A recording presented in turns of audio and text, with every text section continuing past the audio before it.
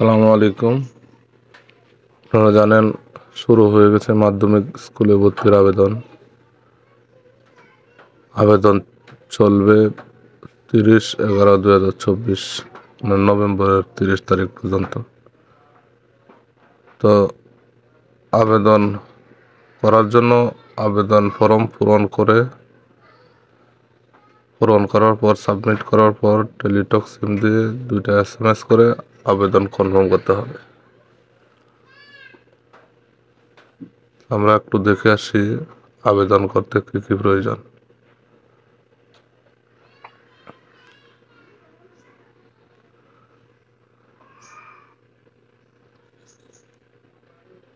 gsa.teletalk.com.bd এই ঠিকানায় শুধুমাত্র অনলাইনে আবেদন করা যাবে।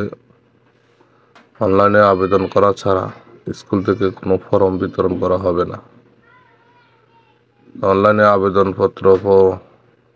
ফি জমাদান শুরুর তারিখ 12/11/2024 11টা থেকে এবং আবেদনপত্র জমাদানের শেষ তারিখ 30/11/2024 বিকাল 5টা পর্যন্ত। উক্ত সময়ের মধ্যে অনলাইনে আবেদন সাবমিট করতে হবে এবং টেলিটকের মাধ্যমে ফি প্রদান করতে হবে।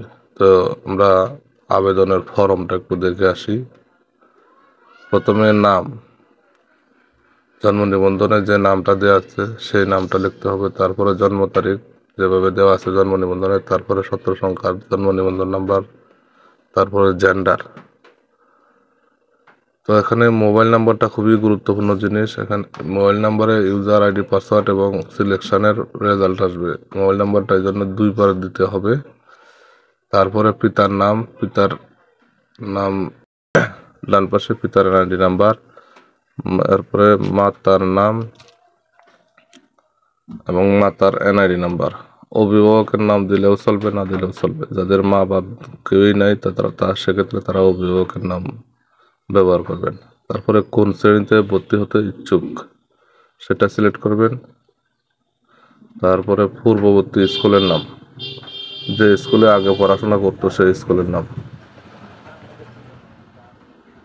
তারপরে স্থায়ী ঠিকানা, তো এখানে গ্রামের নামটা লিখতে হবে। তারপরে বিভাগ সিলেক্ট করলে জেলা সিলেক্ট হবে, থানা সিলেক্ট হবে এবং পোস্ট কোডটা লিখে দিতে হবে। একইভাবে স্থায়ী ঠিকানা, এখানে গ্রামের নামটা লিখে তারপরে জেলা বিভাগ সিলেক্ট করতে হবে। যে ভার্সনে পড়তে চাই সেই ভার্সনটা সিলেক্ট করতে হবে। আর পরে দেখাবে স্কুলের নাম।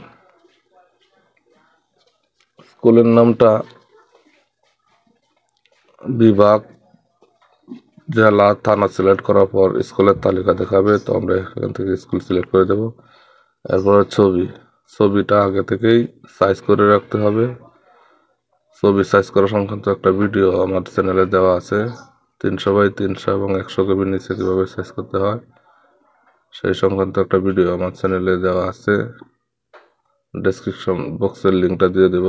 তারপরে আমি অঙ্গীকার করছি, এটাই ক্লিক করে সাবমিট করলে প্রিভিউ দেখাবে। প্রিভিউ দেখে আবেদন সাবমিট করে দিতে হবে।